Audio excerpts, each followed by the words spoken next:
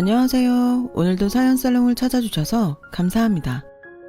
30대 중반의 귀여운 여성입니다. 저는 영업왕이에요. 보통 많이 알고 계시는 영업왕은 대부분 보험 쪽이겠지만 저는 다른 분야 영업왕이에요. 사회 초년생 첫 직장부터가 농기계를 제작해 납품하는 회사의 영업사원이었고 부단한 노력 끝에 영업왕이라는 타이틀을 달게 된 지금 또한 농기계 제작 업체의 영업 직원이죠. 왕이라는 타이틀만큼 억대의 연봉을 받고 있고요. 웬 자랑질이라고 생각하실 수 있지만 제 나름 반듯하고 올바르게 노력해온 결과물이에요. 흔히 영업하면 떠오르는 어두운 이미지들. 예를 들자면 불법 유흥업소에서의 상스러운 접대자리 같은 일들을 많이 떠올리실 텐데요. 제 생에 단 한 번도 그런 일을 벌인 적이 없어요. 오직 정직과 신뢰, 반듯하고 믿음직한 태도 하나만으로 고객들의 마음을 움직였을 뿐이죠. 정직 영업 정도의 단어로 정리할 수 있겠네요. 제가 신념같이 지키며 살아온 말은 바로 정직과 신뢰. 당연히 저의 이상형 또한 그 말에 딱 걸맞는 사람이었어요. 솔직히 요즘처럼 흉흉한 세상에 그런 남자 찾기가 쉽지만은 않잖아요. 그래서 저는 남편을 만난 걸 행운이라고 생각해요. 영업사원으로 승승장구하던 어느 날, 제 눈에 띈 남자는 두터운 인품으로 모든 이의 칭찬을 듣는 귀인이었거든요. 저희는 첫눈에 서로를 알아보았죠. 그렇게 저희는 일과 사랑, 모두를 놓치지 않는 연애 시절을 보내려고 노력하며 결혼 준비를 시작했어요. 상견례 날 시아버지를 처음 마주한 저는 시아버지에게도 홀딱 반해버렸어요. 시아버지는 농기계 제작 공장을 경영하고 있는 사업가였어요. 남편은 그 회사에서 생산 라인을 총괄하는 임원이었고요. 그런데 며느리가 될 저는 동종 업계이자 경쟁 농기계 제작 업체에 근무하는 영업왕이었던 거죠. 며느리가 시댁과 대립해야 하는 직장에 다니고 있다는 사실이 솔직히 대한민국 정서상 쉬운 일이 아니잖아요. 시댁 어른이자 사업가가 된 입장에서도 경쟁업체의 영업직원을 며느리로 들인다고 하면 겸사겸사 며느리를 자신의 회사 영업사원으로 빼돌릴 법도 한데 시아버지는 전혀 그런 욕심 없이 청렴결백한 분이었어요. 이야기 많이 들었단다. 며느리 될 아이가 아니어도 솔직히 모를래야 모를 수가 없지. 동종업계에서 워낙에 유명한 사람이니 말이야. 솔직히 말씀드리자면 저는 그래서 이 결혼이 조금 걱정스러워요. 걱정? 저는 저대로 지금 다니는 직장이 젊은 시절부터 근무한 곳이라 애정도 많고 소중해요. 그런데 아버님과 남편의 회사가 경쟁업체잖아요. 그래서 어떻게 해야 할지 모르겠어요. 너의 직장을 버리고 우리 회사로 옮기라는 말이 나올까봐 그게 걱정스럽다는 이야기구나. 여러 가지로요. 아버님 입장에서도 걱정이 많으실 거잖아요. 한 식구가 되다 보면 아무래도 사업상 기밀 같은 걸 공유해야 될 수밖에 없는데 그런 며느리가 하필이면 경쟁업체 직원이라서요. 지금 제 직장에서도 그렇고 아버님 회사에서도 그렇고 이래저래 속 시끄러운 이야기에 시선들에 참 많이 불편하실 테고요. 그렇구나. 충분히 이해한단다. 아무렴 당연한 걱정일 테지. 외람되지만 그게 제 솔직한 심정이에요. 남편을 좋아하지만 가족 모두가 소란에 휩싸이는 건 원치 않습니다. 그래서 어떻게 해야 할지도 모르겠고요. 그런 걱정이라면 전혀 하지 않아도 된단다. 내 벌써 회사 사람들에게 얘기해 두었어. 경쟁업체 영업왕을 며느리로 들인다고 해서 겸사겸사 스카우트까지 하지는 않을 예정이니 뒤에서 괜히 엄한 말들 꺼내고 그러지들 말라고. 아버님, 내 생각은 이렇단다. 며느리이기 이전에 너도 하나의 인간이니만큼 너의 삶 또한 중요하다고 생각해. 그러니 경쟁업체가 시댁이 된다고 해서 꼭 우리 회사로 이직해야 한다는 부담 같은 건 갖지 않아도 좋아. 그저 너 좋을 대로, 너 행복할 대로 마음껏 선택하면 돼. 나머지는 내가 시아버지로서 든든한 바람막이가 되어줄 테니. 제가 어떤 선택을 하든 사랑으로 품어주시겠다던 시아버지. 어쩜 그렇게 멋질 수가 있을까요? 바다가 아무리 넓다고 한들 시아버지의 마음만큼 넓기는 할까요? 시아버지 품성에 홀딱 반해버린 저는 이 결혼에 확신을 가졌어요. 동시에 한 가지를 결심했죠. 시아버지의 회사 영업사원으로 이직을 하겠다는 결심이었죠. 그런 저의 뜻을 들은 시아버지는 몇 번이나 저를 만류했어요. 남편과 당신 때문이라면 굳이 그렇게 하지 않아도 좋다. 경쟁업체에 다니더라도 당신은 변함없는 사랑을 베풀 것이다. 하면서요. 저는 저의 행복을 위해 최선을 다해 일해왔고 앞으로도 그럴 예정입니다. 그리고 제 평생 가장 행복할 자리는 남편과 아버님 곁인 것 같네요. 부족한 며느리이자 직원이 되지 않도록 노력할게요. 앞으로 행복하게 살아요, 우리.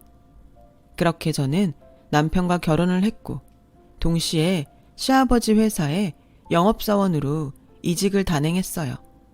마침 시댁의 회사는 길고 긴 경영난으로 인해 어려운 상황이기도 했어요. 저는 그게 늘 의문이었어요. 그토록 열심히 일하는 남편이 임원으로 있고 이렇게 훌륭한 인품의 시아버지를 사장으로 두었으면서도 시댁의 회사가 왜 경영 위기를 겪는지 이해를 할 수가 없었죠.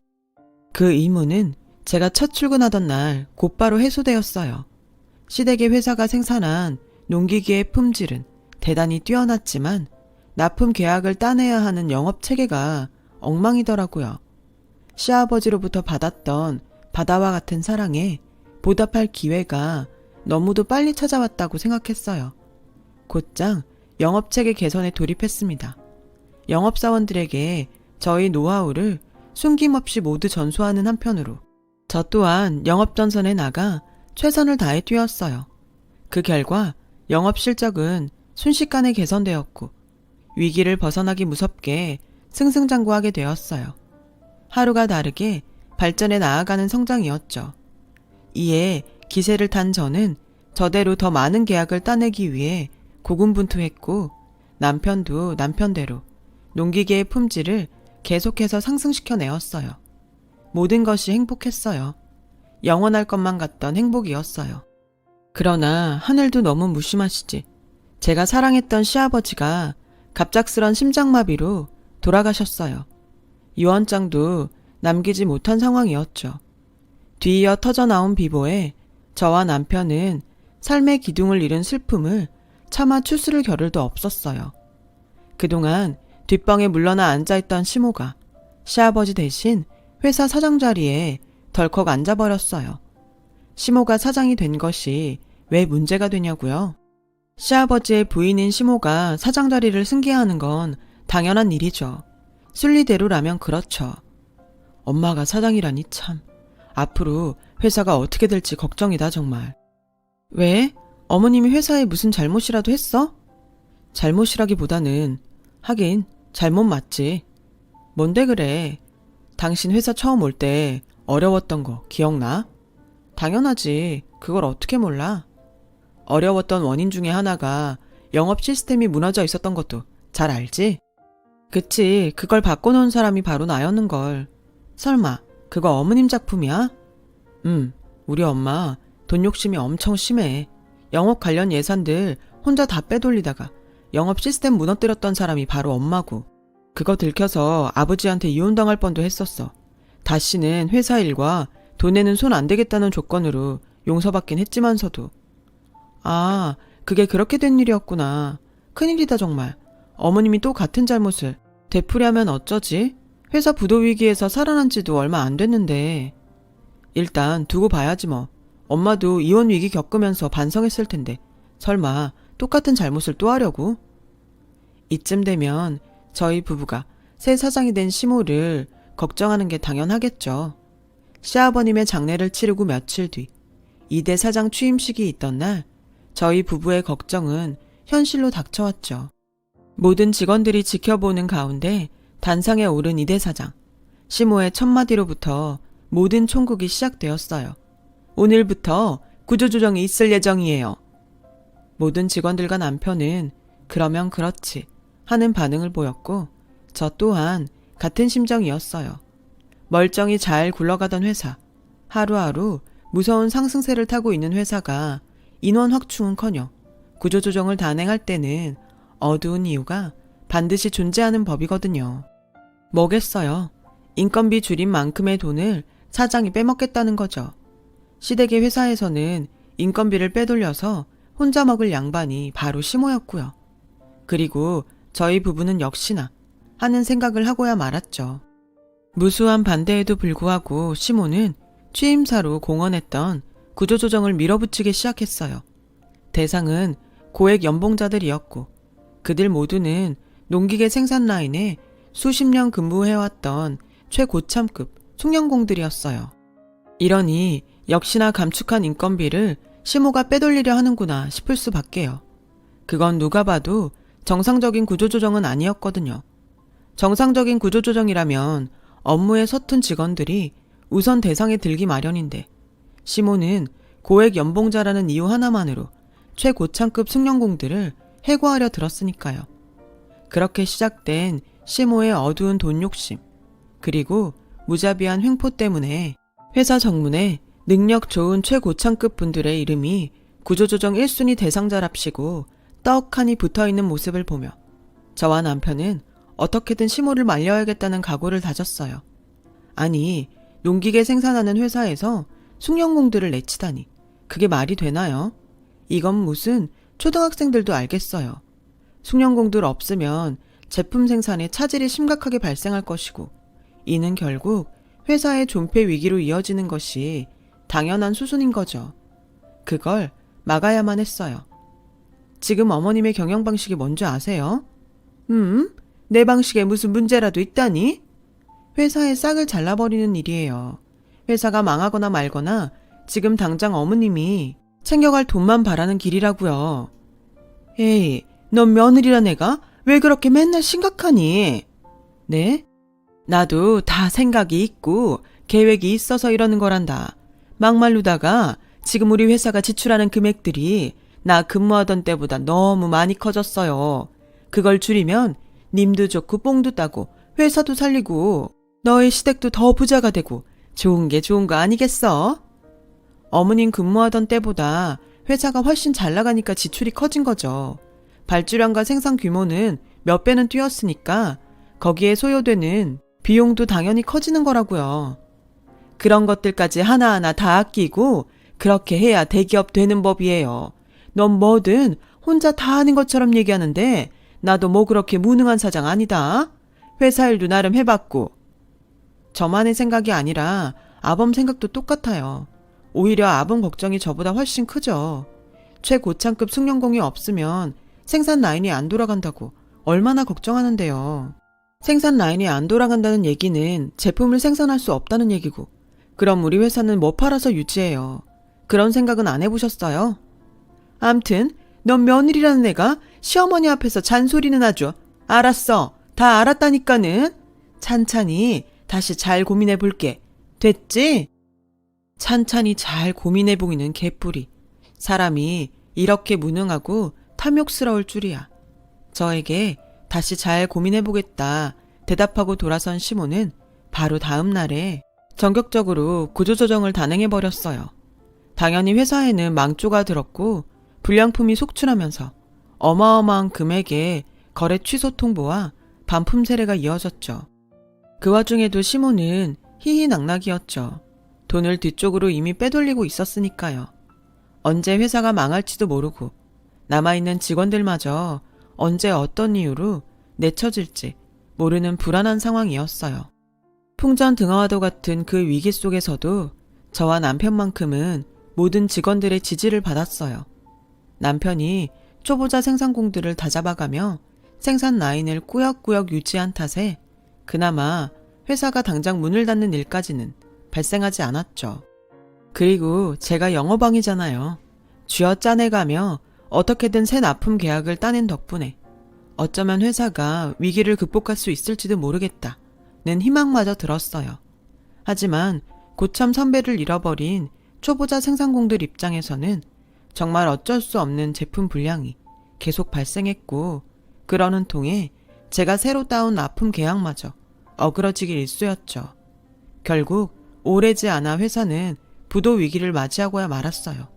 그런데 어머님, 동남아 출장 다녀오신다더니 카지노 들렀다 왔어요? 딱 하룻밤 다녀왔다 얘. 딱 하룻밤. 진짜 어쩌려고 이러세요? 회사 꼴 안 보이세요?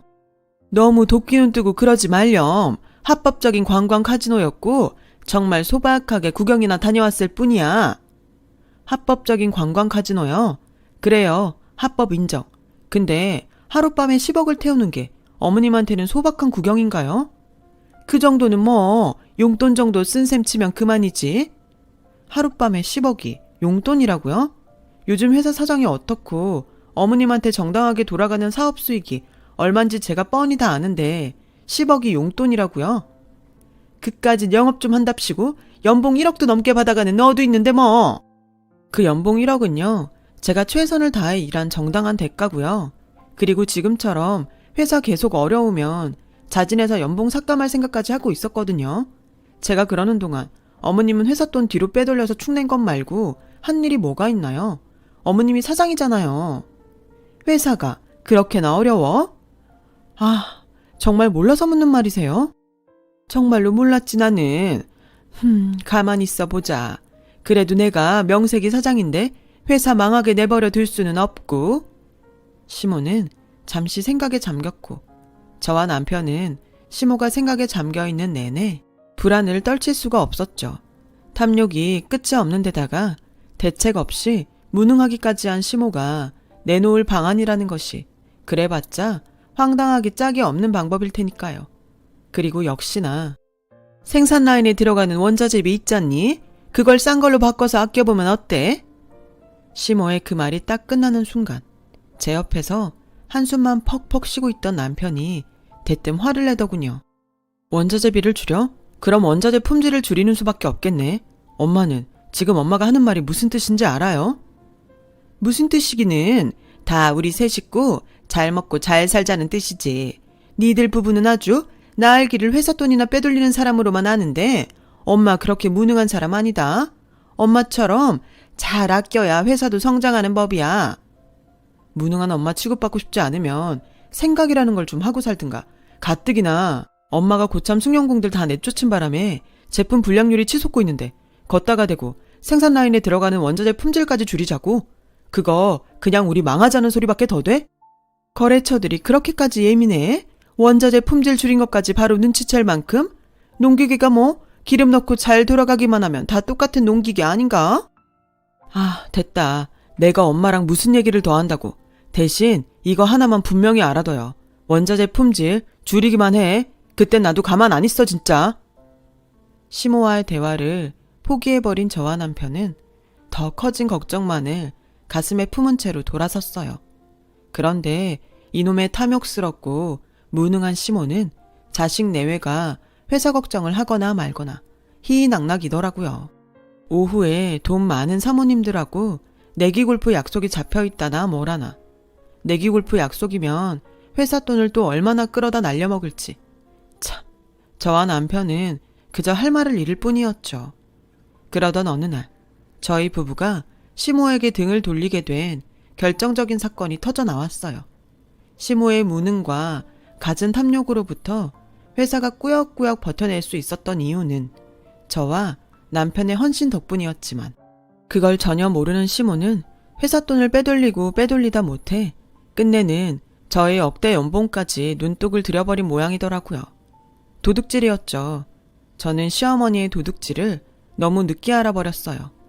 몇 달 동안 급여가 지급되지 않았다는 건 알고 있었지만 저는 오너 일가의 일원으로서 회사의 어려움을 함께 나누는 모범적인 모습을 직원들에게 보여주고 싶었기에 굳이 내색을 한다거나 독촉을 한다거나 하지 않았을 뿐이었다고요. 근데 그런 돈을 시모가 저 몰래 도둑질하고 있었던 거죠. 사실을 알게 되고 상심이 아주 컸어요. 시모가 도둑질해 간 그 돈은 그냥 돈이 아니라 무너져가는 회사를 위한 저희 헌신과 마음 그 자체였거든요.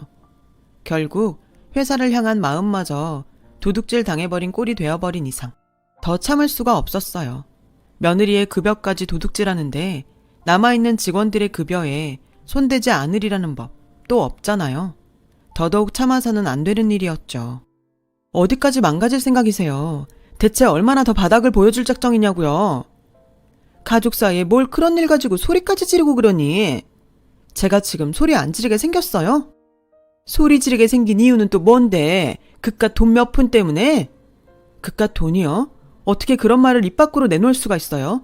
그 돈 벌써 몇 달째 급여 지급 안 돼 있는 거 알면서도 모른 척 참아왔던 돈이에요. 어찌되었건 사장이 며느리인 저부터 회사의 어려움을 이겨내기 위해 앞장서고 있다는 모습을 남아있는 직원들에게 보여주려는 마음 그 자체였다고요. 그런다고 멍청한 직원들이 너의 마음을 알아주기나 한다든? 그저 뻑하면 불량이나 내서 회사를 위기로 몰아넣고 말이야. 멍청한 건 직원들이 아니라 어머님 같은데요. 뭐? 아범이 그렇게 반대한 원자재 품질 낮추는 거 어머님이 몰래 해버렸다는 거 저희 부부가 모를 것 같죠? 직원들 아무도 모를 것 같죠? 최고창급 승용공들 전원 해고해서 불량률이 치솟는다고 아무리 얘기를 해봤자 어머님은 들을 생각조차 없는 분이죠? 얘가 잘한다 잘한다 해주니까는 갈수록 기고만장이네.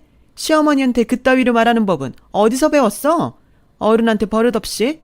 그렇게 굴었다가는 몰매 맞는다는 얘기는 못 들어본 모양이지. 몰매는 어머님이 직원들한테 맞을 상황 아닌가요? 반란 나긴 직전인 거 진짜 모르겠어요? 이것이 말하는 꼬라지가 자꾸?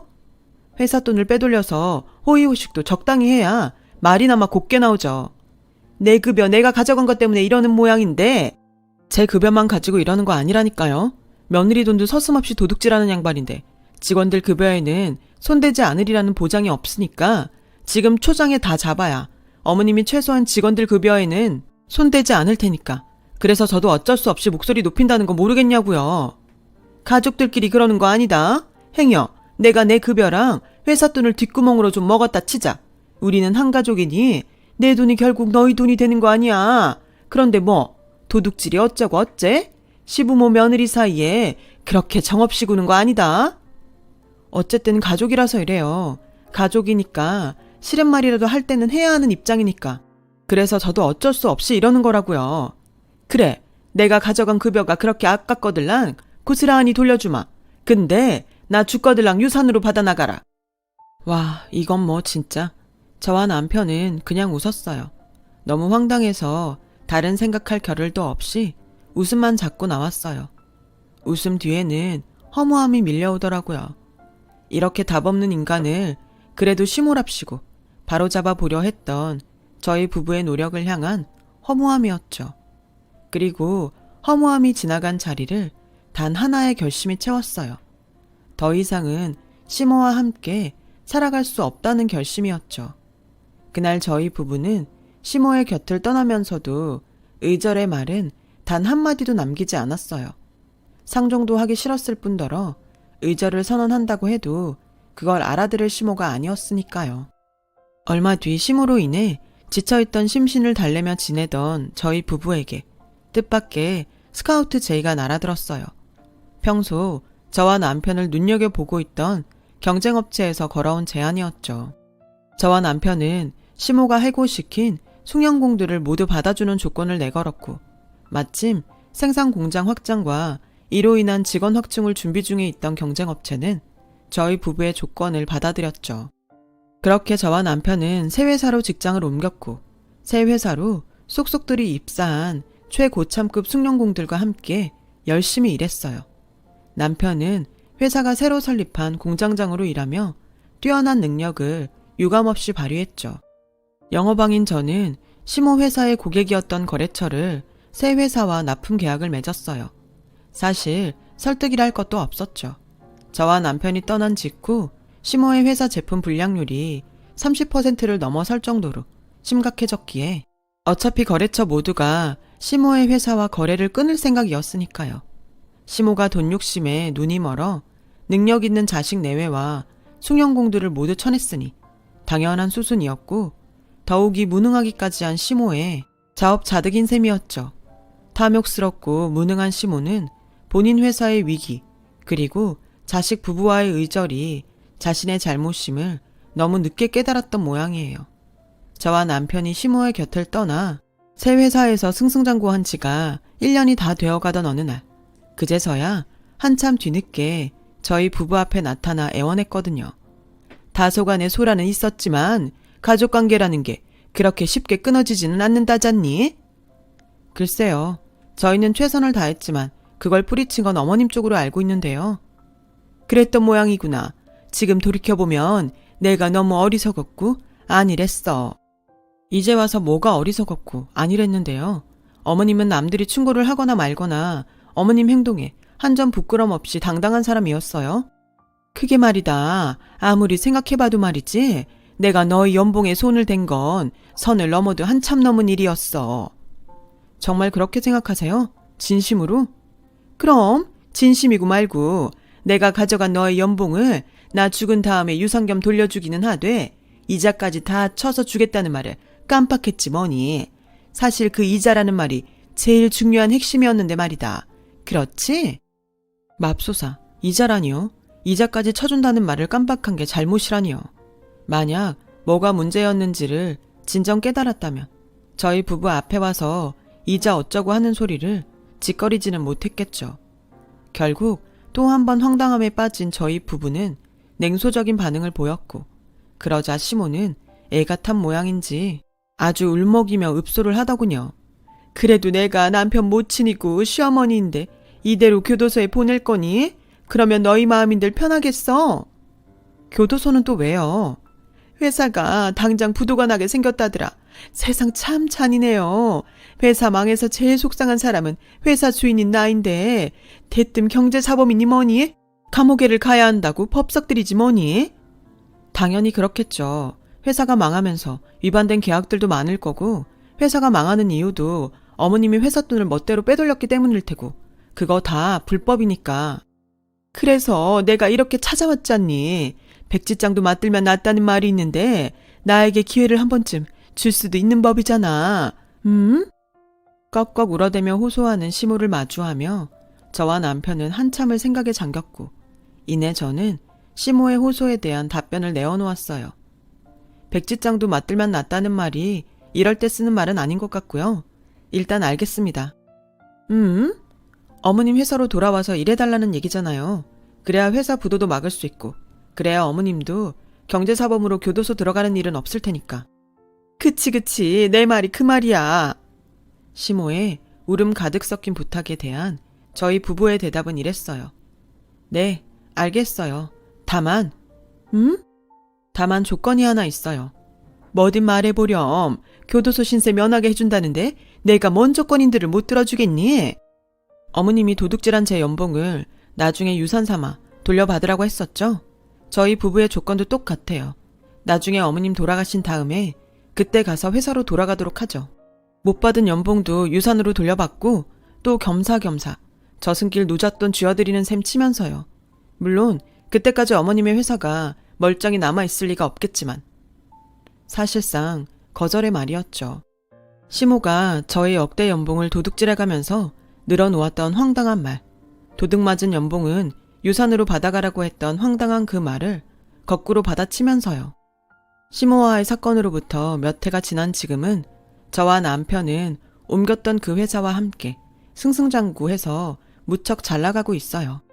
남편은 훌쩍 성장시킨 새 회사에서 공장 2개의 공장장 업무를 성실하게 수행하고 있고 저는 새 회사에서 계속 근무하면서 업계 최고 영업왕을 이룬 덕분에 억대 연봉에 3배로 뛰었죠. 그만큼의 연봉을 지불하고도 아깝지 않을 만큼 제가 성사시키는 납품의 계약은 어마어마하거든요. 반면에 시모는 요즘 회사를 쫄딱 말아먹어버린 탓에 알거지 신세예요. 자재비 대금들을 지불하지 못했고 어음들 또한 전혀 막지 못한 탓에 경제사범이 되고야 말았어요. 비록 집행유예를 받아 교도소행은 면했다고는 하지만 범죄자는 범죄자일 뿐 누구 하나 시모에게 관심을 주지도 도움을 주지도 않죠. 가족이랍시고 수시로 저와 남편을 찾아와 아직도 빚으로 남아있는 어음 대금을 해결해 달라고 애걸복걸 해대지만요. 아마 저희 부부가 시모를 용서하는 일은 절대로 없지 싶어요. 시모의 모든 추태를 하늘에서 지켜보셨을 시아버님의 뜻도 저희 부부의 생각과 같을 테고요. 길고 복잡한 이야기를 들어주셔서 감사합니다. 들어주신 분들 모두 현명한 부자 되시고요. 행복 가득한 하루 되세요. 여러분, 사연 댓글에 응원과 현명한 조언 부탁드려요. 좋아요와 구독은 저에게 큰 힘이 됩니다. 오늘도 좋은 일 가득하세요.